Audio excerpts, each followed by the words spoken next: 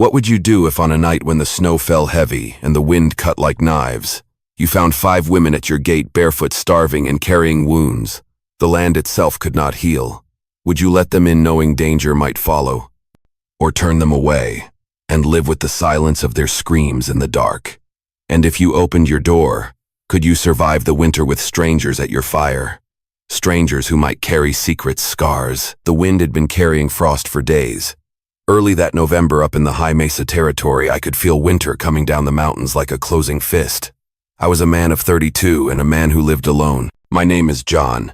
I'd built my cabin 6 years ago with my own hands when I decided I'd rather speak to goats than men. That wasn't just a turn of phrase. It was the honest truth. The nearest town was Whispering Creek Post, a full 12 miles of rock and snow. My nearest neighbor had passed on in the spring, and I hadn't bothered to learn his name. Before this life, I'd been a translator for the army. Apache, Spanish, Comanche, I was their bridge when they wanted to talk, not just shoot. But I saw blood anyway, too much of it. I saw young women gunned down during raids, children snatched and shoved into wagons, old men left half buried in their own blankets. And when I tried to speak on it, to tell them this wasn't right, nobody listened. They wanted borders, not humanity. So I left. Silence had suited me ever since. That afternoon, I was splitting thick spruce logs behind the cabin, the kind that still smelled of sap. My gloves were torn, my left boot had a split in the heel, but I swung my axe with a clean, easy rhythm. Not for exercise, not to clear my mind. Just because winter was long and I knew my fire would burn fast. A kettle was heating on the stove, and a hunk of goat meat was waiting to stew. The only sound was the thud of my axe, the snap of wood, and the distant whisper of the wind. Then the quiet changed. It wasn't the wind. The new sound was too steady. I froze my axe mid-swing and listened. Bootsteps. But not one pair. Several. Light. Cautious. Human. My heart, a thing I'd learned to keep quiet in my chest, began to thump with a slow, unfamiliar beat. I walked around the side of the cabin, my hand instinctively dropping to the revolver on my belt. I didn't draw it, not yet. My eyes scanned the tree line, searching for any sign of a posse or riders. As I cleared the porch and stepped past the split-rail fence, I saw them. 5 women. They stood at the edge of the clearing where the snow-covered scrub met the woods. No horses. No wagon. Just their feet, red from the cold, wrapped in rags. They wore dresses that might have been leather or cotton once, but were now patched, torn, and encrusted with frost. Thin blankets hung from their shoulders, barely covering what was left of their dignity. Their faces were chapped, their knuckles raw. One of them, the one in front, took a single step forward. She had a graceful, curvy build and dark hair tied back with what looked like sinew. Her mouth was dry, her lips cracked, but her eyes were steady. She didn't beg. She didn't plead. She just spoke, her voice low and direct. We need a place. One night. We don't ask more than that. I didn't move. I looked at her, then looked past her, taking in the others. I saw what she wasn't saying. The younger one behind her had a blood stain on her thigh. The tallest held her arm at an odd angle, as if something was dislocated. One of them carried nothing but a small cloth satchel. These weren't strays. These were survivors. My eyes swept the woods again. Still nothing. No pursuers. No sign of a bounty hunter. I thought about the last time I'd let someone in. 3 years ago, a trapper who turned out to be a man running from debt. He drank my stores, stole my mare, and left me tied in the barn for a day and a half. But these weren't men. These were Apache widows.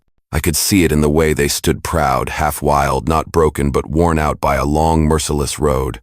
Ayanna was their leader, I realized. The one with the steady eyes. I opened the gate, emotion that felt impossibly heavy.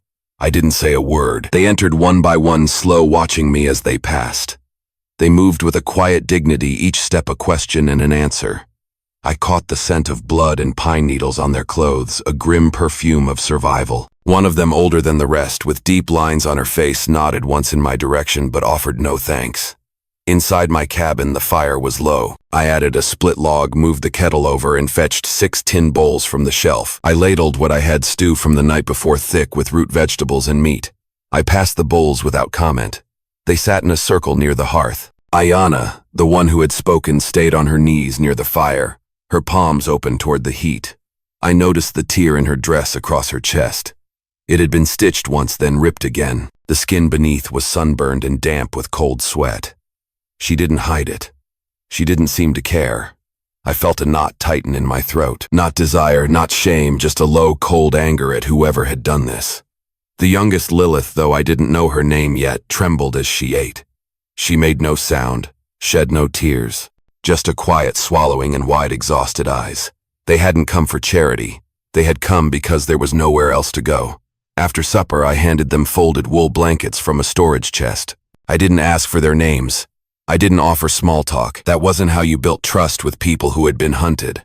I unrolled 2 extra bedrolls and made a place for them beside the stove. The floor was hard, but it was warmer than outside. I set the last blanket near Ayana. She looked up at me. There was no fear in her eyes, just calculation. Her gaze scanned my face, my posture, the revolver on my belt.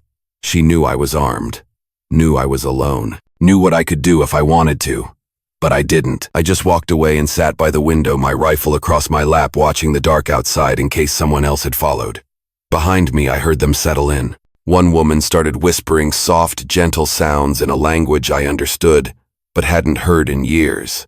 Another laughed just once, low and short. Ayana said something back, then quiet again.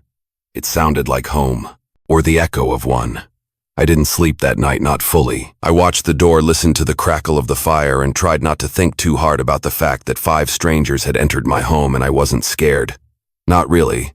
I felt something else, a kind of responsibility.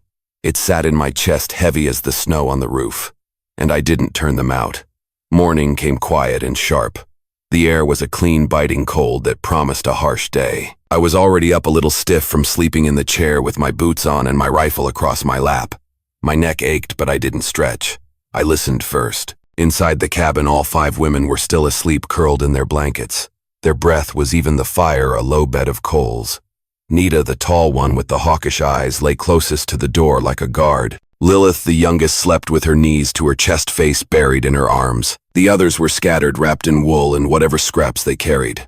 I set the rifle aside and moved to the stove, stoking the fire back to life. My hands worked without thought, old habits older than fear. By the time the first light bled across the floorboards, Ayana stirred. She sat up on one elbow, her hair loose around her neck. Her deerskin dress was wrinkled, still torn across the chest. She didn't cover herself. She just watched me, not shy, not forward, just watching, measuring. I met her gaze and gave a short, brusque nod. She stood. We didn't speak. I handed her a coffee tin, and she understood. She measured the grounds without asking. By the time the others woke, the scent of coffee filled the cabin. Steam rose from the tin mugs like breath in winter. We ate goat stew again. No one complained, not even the youngest. After breakfast, Ayana stepped outside without a word. The others followed. I stayed back, letting the door close. I watched them from the window. They moved with purpose. Ayana went to the goat pen, whistling once to see how the animals responded. Katori picked up a torn blanket from the porch rail, looked over the stitching, and sat down to mend it. Nita circled the cabin, her eyes scanning the hills as if expecting someone to come. Alara dragged a water bucket toward the well without being asked. Lilith just stood, cupping her hands to her mouth, breathing in the cold. None of them were guests. They were survivors, and survivors didn't sit still. I walked out and began splitting wood again. Ayana joined me before long. She didn't ask. She just picked up kindling and started stacking it beside the cabin. She moved slowly, still sore, but with a deep-seated stubbornness. Her dress clung to her legs as she bent, damp from the snow. The rip in the side slit was wider today, revealing more skin than she probably realized. Or maybe she did, but she never once glanced at me to see if I noticed. She didn't need to. Midday came. The sun barely warmed the ground, but it cleared the frost from the roof. Inside, I brought out the little supplies I had left. Flour, salt, a large slab of dried pork. I sat at the table and watched as Alara and Katori began preparing dough. They worked like they'd done it 1,000 times before. One needed the other, cleaned the table. No chatter, just rhythm. I sat back, my arms crossed. The questions were stacking up in my mind. Who were they? Where did they come from? Why now? I didn't ask aloud. But late that afternoon, Ayana stood in the doorway while the others worked and finally gave me something. We came from below Fort Caldwell, she said, her voice a low murmur against the crackle of the fire. There was a raid. White ranchers. Drunken ones. She looked me in the eye. They thought we were hiding warriors. I didn't speak. I just looked at her face, bruised near the temple, the side of her neck red with old scrapes. Most of us lost our men months ago, she continued, but they don't care. Widow or not, they take. I nodded once, no sympathy in my face, just a quiet understanding. They burned our shelter. Took the little we had. We walked 5 days. She looked down, her eyes full of a distant, bone-deep weariness. 5 days in that snow. No shoes. Ayanna stepped further in her boots, leaving damp marks on the floor. We saw your smoke from up the ridge. Figured a man lived here alone. We'd never have risked it otherwise. She waited for me to say something, anything. I stared at her for a moment. You guessed right, I said. Ayanna gave the smallest smile, then it dropped away. We won't stay long.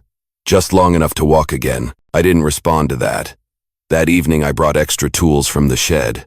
A second axe, nails, rope. I didn't explain. I just set them out. By dusk, Nita had patched the back gate. Katori had stitched a torn curtain. Alara had fixed the door latch. I found myself sitting on the porch with my coffee, watching them move like they had always belonged there. Not once did any of them ask what I expected in return. Not once did I offer rules. Ayanna passed me once on her way inside. Her hip brushed my knee. Not by accident. Not exactly on purpose either. Our eyes met again, and in that brief moment a silent acknowledgement passed between us. That night all 5 women slept indoors, their blankets spread closer to the stove. Lilith curled beside Katori. Nita slept by the door again, her arms crossed over her chest. Alara lay flat on her back, eyes open in the dark. Ayanna took the far end nearest the chair where I sat again. She didn't sleep immediately. She lay on her side facing me. I know what men expect, she said, her voice so low it was almost lost to the firelight. I said nothing. I know what people will say if we stay too long. Still, I didn't answer. She studied my face, the scar near my left eye, the tension in my shoulders. Then she nodded once, a gesture of self-realization, and rolled over. I sat there a long while, staring at the door, then at the fire, and then at her back beneath the blanket. For the first time in years, I didn't feel like I was guarding something. I felt like I was part of it, and I didn't turn them away. Heavy snow came that night, muffling the land in a thick white silence. By morning, the world outside was still. No wind, no prints, just drifts along the rails and a low gray sky. Inside the cabin, the air was warm but thick. The fire had burned low again, the smell of boiled coffee lingering in the air. I sat at the table, sharpening a blade on a wet stone. The slow, deliberate scraping sound matched my breath. Across the room, Ayanna stood near the stove, adding water to the kettle. Her dress clung to her legs, damp from brushing past the snow on the porch earlier. She hadn't asked before going out, just took the bucket and returned with it full. The others moved about quietly. Katori swept near the hearth. Lilith was folding a blanket. Nita, still watchful, examined the edge of a window for air leaks. Alara stood near the door, arms crossed, as if deciding whether she could risk stepping out again. Ayanna spoke first. You get visits from town. I didn't lift my eyes. Number. She waited. Someone bring you goods. I go down once a month. Not until after the thaw. She nodded once, a gesture that told her everything she needed to know. No one would be checking on me. No surprises. If anything happened out here, no one would know until spring. She returned to the stove. I noticed the way she moved, still sore but strong. Her shoulders bore tension but not fatigue. This wasn't a woman recovering from rest. This was a woman who hadn't had any in weeks. After breakfast, I brought out a map from a small chest near my bed and unfolded it on the table. It was worn, stained from oil and rain, its edges fraying. I pointed to the valley below, to Whispering Creek Post. There's a trail down to Carson's Fork. You follow the river south, you'll hit some outposts. Ayanna stepped closer, her expression hardening. You want us gone? I met her eyes. I'm showing you the way in case you still plan to leave. She leaned her hands on the edge of the table, so close. Her fingers brushed the edge of the blade I had just sharpened. We would have kept walking, she said. She gestured slightly toward Lilith, who sat by the fire, tying a strip of cloth around her foot. But the youngest? She can't anymore. The wounds are older than we told you. I looked toward Lilith. The cloth was stained with blood. The girl noticed me watching and tugged her dress lower over her legs, her face flushed with shame. I turned back to Ayanna. I've got salve. Not much, but it'll help. Ayanna nodded once. We'll work for it. I didn't ask for that. She looked at me hard. I'm not offering for you. I'm offering for her. I didn't argue. I brought the salve, a small tin of my own creation, and sat down on the floor beside Lilith. She shrank back, but I didn't touch her. I just opened the tin and set it beside her knee. You do it, I said quietly. Just keep it wrapped after. Lilith looked at me once, her eyes wide with a mix of gratitude and suspicion, then reached for the tin. Ayana stood behind her watching me, her body taut. She didn't say anything, but the tension in her face eased just a little. That afternoon, the cabin grew busy in a quiet way. Katori asked for thread and a needle. She repaired my coat, carefully stitching a loose seam at the shoulder. Alara cleaned the shelves. Lilith rested. Ayana stayed mostly outside. I heard the axe again once, twice. I stood and stepped onto the porch. She was splitting kindling near the side, shed her breath rising in clouds. Her dress was soaked near the waist from kneeling in the snow. The tear along her chest hadn't been mended. It hung low, exposing the upper swell of her breasts. She didn't notice me watching, or she didn't care. I walked over and set a fresh log on the stump. That blade's too light. Ayana gave a grunt. It works. I handed her a heavier axe. She took it, adjusted her grip, and brought it down clean and fast. It was the kind of swing that came from years of doing something for survival, not pride. I nodded once. You from White River Post? She paused, sweat already rising at her collarbone. No, she said. Near it. Before it all turned, that filled in what had been missing. The accent, the way she carried herself. Not tribal nobility, not a valley farmer's wife either. Somewhere in between. She looked up at me, her eyes narrowed. You worked with the army, used to. They send you here, number I left. She didn't ask why. That told me she already had a good idea. We finished splitting and carried the kindling inside together. That night it snowed again. I cooked a fresh rabbit. Alara added herbs she'd found by the shed, a few dried leaves, and a pouch she kept tied to her belt. The scent warmed the cabin more than the fire. After we ate, the room settled into a comfortable quiet, not heavy, not awkward. Ayana sat nearest the fire, her legs stretched long, one knee bent. The tear in her dress shifted when she moved, revealing more of her inner thigh. I noticed, but she didn't adjust it. I didn't stare. I looked once, then away. She glanced at me, not shy, not offering, just seeing if I would flinch. I didn't. Later, when the others were asleep, Ayana stood and poured herself a small cup of water. She didn't drink it. She just held it, standing in the doorway between the firelight and the shadows. You're not like the others, she said. I didn't move from my seat. I've met quiet men, she went on, and I've met patient ones, but most still expect something in return. Sooner or later, she met my eyes. Do you? She watched me for a long time. Her face softened, a tired, thoughtful expression. I don't know what I expect, she said finally, but I'm not afraid. She stepped closer, close enough that I could feel her body heat. Her dress clung to her curves, her chest rising and falling with a steady rhythm. Her face was marked by travel and smoke, but there was a beauty there, not a fragile beauty, a stubborn beauty, hard-earned. I didn't touch her. I didn't speak. She stood there 1 second longer, then turned and laid back down in her spot. I stared at the fire. I didn't know if it was trust building or temptation growing, but I didn't want them to leave anymore, not even one of them. And the thought scared me more than it should have. The next morning I woke earlier than usual. Sometime in the night the fire had died low, and the chill had crept into my bones. I sat up, stretched my neck, and scanned the cabin. They were all still there. Ayana was curled on her side, her face turned toward the coals. Nita, as always, was laid out near the door. Katori had shifted in her sleep, her arms stretched protectively across Lilith's legs. Alara slept on her back, hands folded neatly on her chest.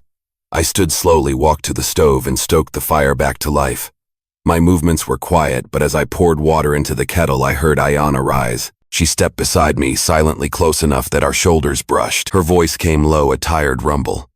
I thought you'd be gone when we woke. I don't go far, I murmured. She looked at me, a searching look.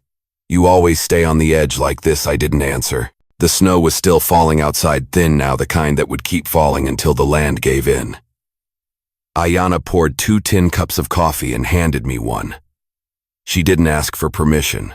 She just handed it over like we'd done this 100 times. I took a drink, the hot liquid a welcome shock to my throat, then finally asked the thing I hadn't yet. You said bounty men hit your shelter. What happened after Ayana sipped her coffee? They came at night, claimed they were looking for 2 men who'd taken horses near Canyon Hollow. No proof, just guns and drink. Her jaw tightened, the muscles flexing with remembered anger. They beat Nita first, said she mouthed off. Then they took Alara's bag. We had food. Not much. They took it all anyway.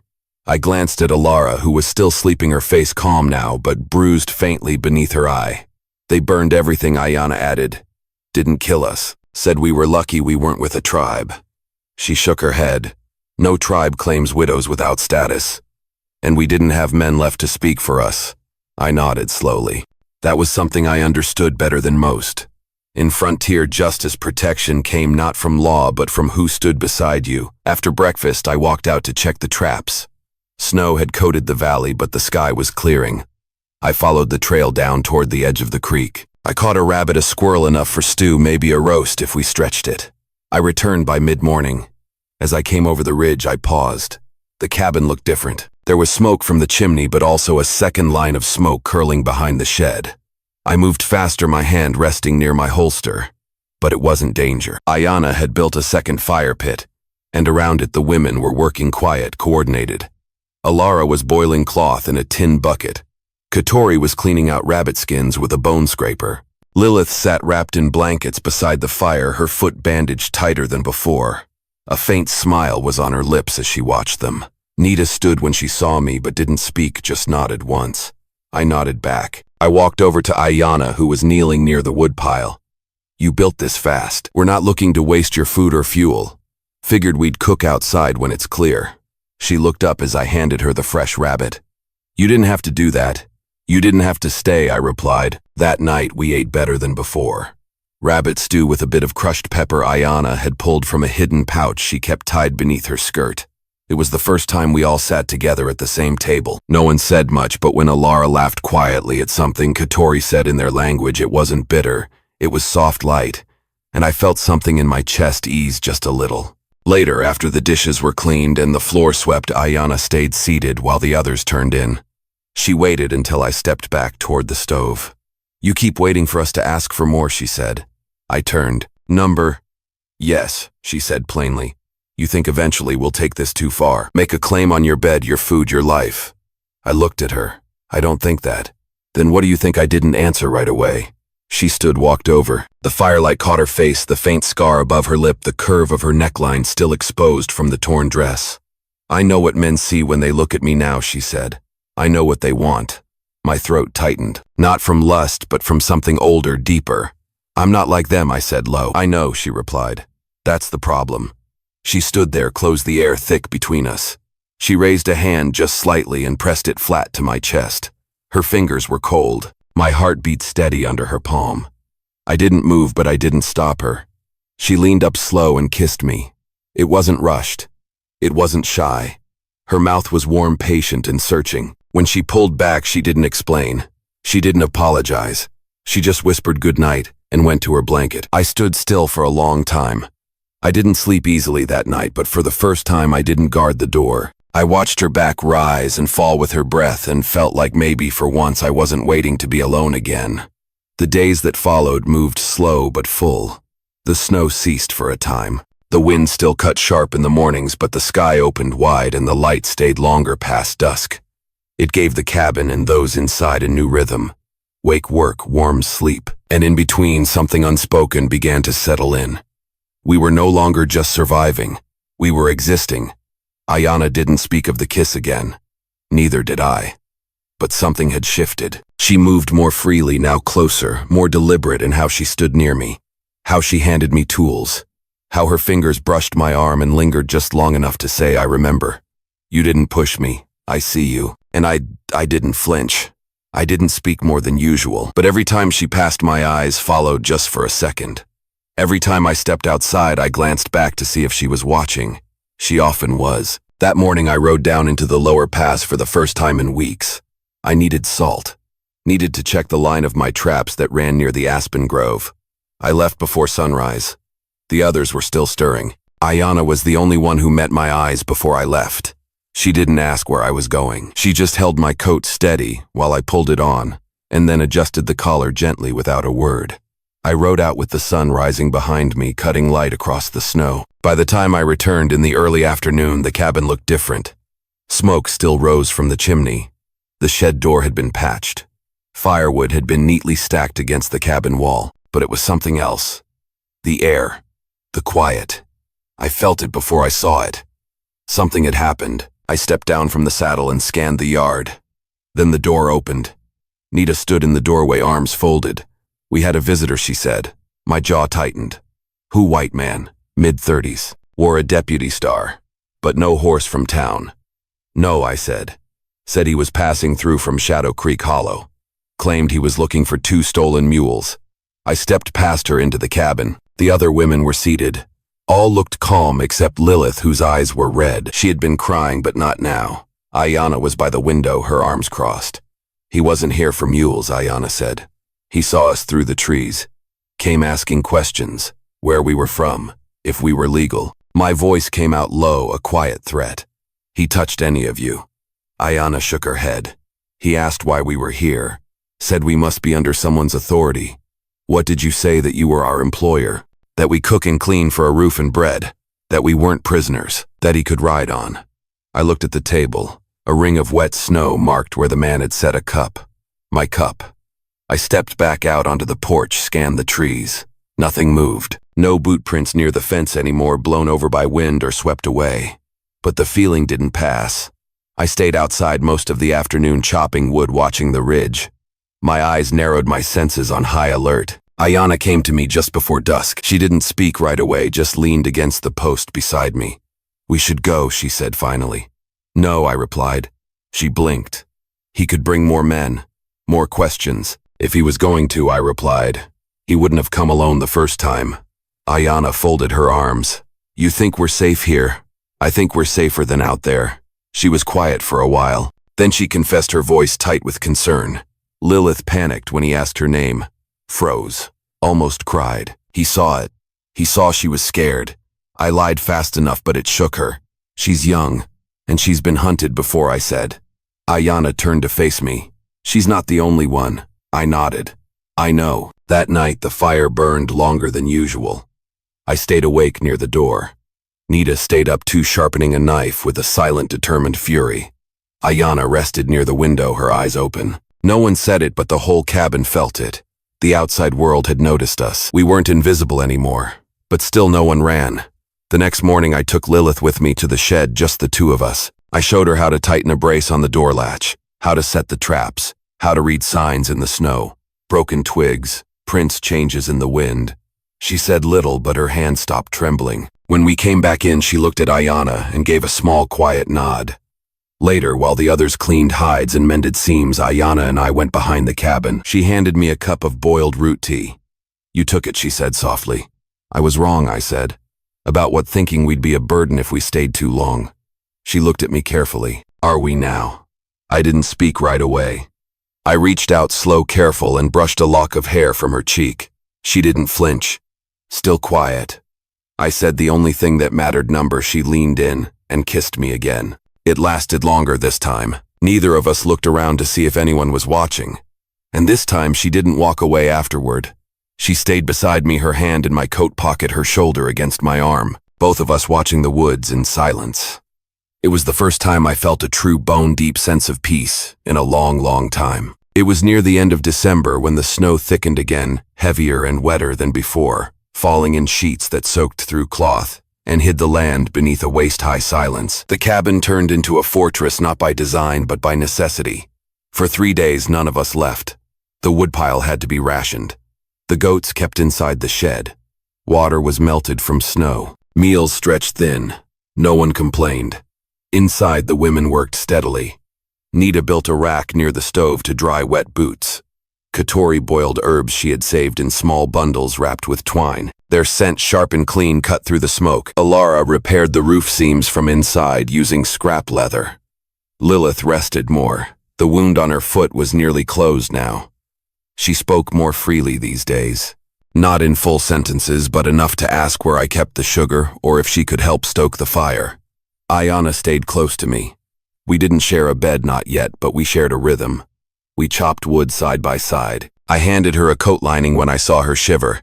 She brushed snow off my back when I came in from the shed. At night, she sat nearest to me, our knees touching under the table, her hands sometimes resting on my thigh just briefly, like a promise she didn't need to say aloud. It was the 4th day of snow when the question that had been quietly rising among them finally found its voice.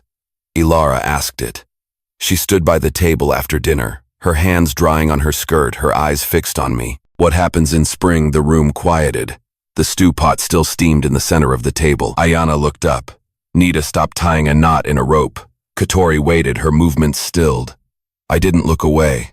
What do you want to happen? I asked. Ilara's voice didn't shake. That man from Shadow Creek Hollow might come back. Others might too. We're 5 Apache widows living in a white man's home. Even if you've done nothing wrong, they won't see it that way. Ayana cut in. He's done nothing wrong. None of us have. But the law doesn't care, Nita said flatly. I leaned back in the chair, the wood creaking under my weight. I know what the law says, I answered. And I know what the land says. Out here, no one survives winter unless they work together. In spring, we make it look how we need to. Ayana's brow creased. How I looked at her then at all of them. I've got records papers. I could draw up something saying I've taken on live-in help. 5 hired hands. All legal, all listed. Nita raised an eyebrow. And the town will just believe that they don't have to, I replied. As long as it's written down and stamped, no one looks close unless they want to fight. Ayana studied me. You would do that. I already did something worse, I replied. My eyes met hers. I let you in. That earned a short, surprised laugh from Ilara, then a second from Katori. Even Nita cracked a grin. Ayana didn't laugh, but she walked over to me and kissed me in front of all of them. Not long, not for show. Just enough to seal the promise. That night, after the fire had dimmed and the others slept, Ayana stayed beside me. She didn't go to her blanket. She stood behind my chair and slipped her arms around my shoulders, resting her cheek against the back of my neck. I reached up and touched her forearm. Neither of us spoke. Eventually, she moved in front of me and knelt between my legs. The torn deerskin dress still clung to her damp curves, her chest rising and falling slowly, the neckline open and low from labor and wear. Her skin was warm despite the cold. Her thighs were marked from days of kneeling, working, surviving. She leaned forward and kissed me again. This time it deepened. She guided my hands, placed them where she wanted, on her hips, her waist, her back. I didn't rush. My touch was steady, restrained. Her breathing grew heavier. She slid onto my lap, pressing herself closer. Still no words. We made love quietly. Without a bed. Without ceremony. Just skin against skin, shared heat under the firelight and breath in the dark. When it was over, she stayed curled against me, her hand resting flat on my chest, her cheek against my shoulder. For the first time, I held someone with both arms. Not to protect, not to rescue, but to keep. The storm still raged outside, but inside we had built something steady. By morning, when the snow slowed and light pushed through the shutter slats, no one spoke of what had happened, but the air between us had changed. We were no longer just surviving winter. We were surviving together, and none of us were planning to leave. The first clear morning after the storm hit hard and bright. Sunlight cut across the drifts like a blade. The wind had gone still. The snow around the cabin was chest-deep in places. The path to the well was buried. The shed roof had buckled on one side. But inside the warmth lingered, not just from the fire, but from the closeness of something that had finally taken root. Ayana woke in my bedroom. We had separated before dawn, quietly before the others stirred. She returned to her own blanket with slow steps and a steady breath, but the shift was felt. I didn't try to hide it, and neither did she. No one asked questions. That was the language we all shared now, silence as respect. By mid-morning, we were all outside clearing snow. I shoveled from the porch to the shed. Nita broke up the ice dam at the roof edge. Katori and Ilara cleared the goat pens. Lilith, her bandage removed for the first time in days, limped along the path I had carved, carrying a pail with both hands. Her face was red from the cold, but she was smiling in a quiet, private way. It was Ayana who noticed the tracks first. She was near the north fence, raking slush away from the post base when she spotted them. Boot prints. Fresh. Deep. Not ours. She didn't shout. She just walked back to the porch and caught my eye. I saw her face and knew before she spoke. We walked the property line together, found the trail near the trees. Whoever it was had come up from the south, circled wide, then turned back. They didn't come close to the cabin. They didn't knock. They just watched. Same man, Ayana asked. Could be, I muttered. Could be worse. We followed the prints to the ridgeline to where the snow had begun to erase them. Too late to track further. Back at the cabin, the women had gathered near the fire. Lilith looked worried again. Ilara stood with her arms crossed. Katori gripped the same piece of stitching for minutes without threading the needle. I came in and laid my rifle down on the table. If someone's watching, they didn't want to be seen. Nita spoke. Yet, Ayana folded her arms. They're not coming for mules anymore. I looked at each woman in turn. You don't have to wait to be told to go. If you want out before spring, before this gets worse, I'll help you pack. Load the wagon. I'll even go with you as far as Fort Kavanaugh. No one moved. Katori spoke first. Leave for what? Go back where there's no tribe waiting. Nita added. Even if we left, we'd be split again. Some would be taken in. Some wouldn't. Lilith didn't say anything. She simply walked to me, reached for my hand, and wrapped her fingers around two of mine. I looked down at her, startled. I don't want to go, she said. I held her gaze. Then you don't. Ayana nodded. Neither do I. The rest didn't speak, but they didn't need to. I saw the answer in their faces. That night, I checked the windows twice. I moved my rifle near the door and sharpened the old hunting knife I hadn't touched in months.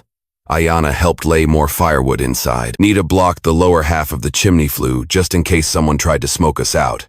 We weren't panicking. We were preparing. Later, once the chores were done and the cabin dimmed to firelight, I sat on the edge of the bedroll and leaned my head into my hands. My breath came slow, not from fear, but from the weight of it. I'd gone years without anyone in this space. Years where the only voice was my own, where the only sound was the wind through the boards. Now the room was full. 5 women each with their own grief, their own strength, their own way of surviving. And somehow they trusted me. Ayana came to me quietly and knelt beside me. Her hand rested on my thigh, grounding me. You didn't ask for this, she said softly. No, I murmured. But you didn't run from it either. I looked at her in the firelight. Her hair hung loose. Her skin still bore fading bruises from the travel, but she looked more solid, now more rooted. Her dress, still worn and ripped across the chest, no longer looked like something broken. It looked like armor that had endured. Ayana leaned forward and kissed me. Not rushed, not for comfort. A slow, certain kiss. When we parted, she whispered, "We stay. If they come, we stand." I wrapped my hand around the back of her neck and pulled her close again, resting my forehead against hers. I didn't say thank you. I didn't need to. Outside, the snow began to fall again, but inside we were ready not just to endure, but to claim what had become ours. The snow stopped for good in the second week of January. What was left behind was hard-packed earth, and a wet thaw streams reawakening beneath the crust. Steam rose off roof shingles in the morning sun. The light hit different, now longer, clearer, pulling us all towards spring. But the feeling that we were being watched hadn't passed. Each day after the thaw, I walked the ridge trail twice, once at dawn, once before dark. I took my rifle but never found fresh prints. No broken branches, no drag marks. Whoever had come that day was either gone or hiding better now. Inside the cabin, our rhythm deepened. Lilith had healed fully. She no longer limped. Instead, she helped Nita rebuild the goat shed wall, nailing the boards in place without complaint. Katori kept busy baking with what flour remained. She was quietly proud when I said her biscuits reminded me of my mother's. Elara, often the most reserved, had begun drawing on the walls. Small carvings, nothing loud, just shapes, symbols, soft lines with a knife tip. She didn't explain what they meant. No one asked her to. Ayana stayed closest to me. We no longer danced around each other. At night, she slept in my bedroom. Her dress was torn the same way it had been from the beginning, but now she chose not to repair it, not because she couldn't, but because she knew I saw her as she was, and never once made her feel less. I kissed her every night. Sometimes slow, sometimes long, sometimes with a need that stayed quiet but deep. We hadn't spoken of love, but it lived in how we moved around each other, in how she reached for me when her hands were cold, and how I stirred her coffee before handing it over, in the way I sat closer. When the others weren't watching, my knee pressed lightly to hers. It was Ayana who brought up the next part, what the others had likely been wondering. It was late. The fire was low. Her head rested on my chest. If spring comes and the lawman returns, what's our answer? I ran a hand through her hair, slow. Depends what question he asks. He'll ask if we're yours, she said plainly. If we belong here. I thought for a long moment. Then you do, I said. Ayana sat up, the blanket half covering her. Her skin was warm, her eyes steady. All of us. All of you. Her voice dropped low, a searching whisper. Not just as workers. Not just as mouths to feed. Do you mean it? I stared at her. My chest ached with the truth of it. I mean it. The next morning, I brought out the ledger from the chest beneath my bed. Inside were papers from the Army old land filings and a faded county stamp pad. At the table, while the others cleaned and stitched, I sat down and began to write. One by one, I filled out their names. Ayana, Katori, Elara, Nita, Lilith. I marked them as permanent residents. listed them as kin under household protection, wrote that they were under my legal guardianship. Not because I claimed ownership, but because it gave them status. It gave them safety. I didn't ask for approval. I just did it. When I finished, I passed the pages to Nita. She read them, said nothing, then nodded once and handed them to Katori. By nightfall, each woman had read the page with her name on it, and none had packed a single thing. The next day, I hitched up my wagon and made the long ride down to Whispering Creek Post. It took most of the day. When I returned, the pages were stamped, dated, filed, legal. By dusk, we were no longer just a collection of strangers under one roof. We were a household. That night, Ayana waited for me by the fire. She didn't speak. She just rose, untied her dress slowly, and stepped into my arms. I held her close and steady, kissed her like it was the first time, touched her like I'd been waiting all my life to be chosen. We made love again, this time slower, with no fear between us. Her body was curved and warm beneath mine, her mouth open against my skin. She didn't rush. She guided. She let me see every inch of her and didn't flinch once. When we lay wrapped together afterward, quiet and steady in the firelight, Ayana looked at me. "You know what they'll call us," she said. I kissed her bare shoulder. "Let them." She smiled, tired but proud. "You gave us more than a roof. You gave me more than silence," I answered. In the corner, Lilith stirred in her sleep. Nita turned over on her blanket. Alara snored once. Katori muttered something in her language and rolled onto her side. And the cabin, once a place of grief and ghosts, felt like home. Not borrowed, not temporary, real. Spring didn't arrive all at once. It crept in slow, in the shifting smell of wet dirt, in the thawed trickle running down the ridge, in the quiet return of birdsong at dawn. By mid-March, the snow was nearly gone from the valley and patches of green peeked through the rock. The cabin, weathered and smoke-dark from winter, stood proud under an open sky. The danger never returned. The lawman from Shadow Creek Hollow never showed again. No riders, no accusations, no trouble. But I stayed cautious. Each morning I checked the line of trees. Each evening I walked the path to the creek and back. Not out of fear, just habit. Protection wasn't about panic. It was about presence. Inside, the cabin had changed in small, permanent ways. Lilith hung a wind chime of carved bone and twine above the window. Katori kept herbs drying over the stove. Alara drew new symbols each week, now with charcoal, now with color. Nita patched the front porch and fitted a bench by hand. Ayana planted corn near the shed, a small row at first, then more as the soil softened. And me, I began smiling again. Not wide, not often, but real. The women had made space for me without demanding that I change. And because of that, I did change naturally, slowly. I became someone who didn't flinch when touched, who didn't guard every word like it might be my last. I hadn't expected to build a family, but I had one now. And the townsfolk noticed. Word spread through the post office in Whispering Creek Post. John was living with 5 Apache widows. No one knew if it was for pity, for marriage, for scandal. But by April, the rumors burned down to ash, because when the town clerk rode up for a routine check and found the cabin clean the papers in order, the women working the land and smiling at the man who'd filed their names with respect, there was nothing to say. No law had been broken, only silence. One evening, under a soft orange sky, I walked out behind the cabin where Ayana stood rinsing cloth in a basin. Her hands were wet, her dress clung to her hips. She looked over her shoulder as I approached, then wiped her hands on her skirt. "You're breathing heavy," she said. "I was hauling stone," I replied. "You sound like an old man." "I'm an old man," I said, grinning. She tilted her head, narrowed her eyes.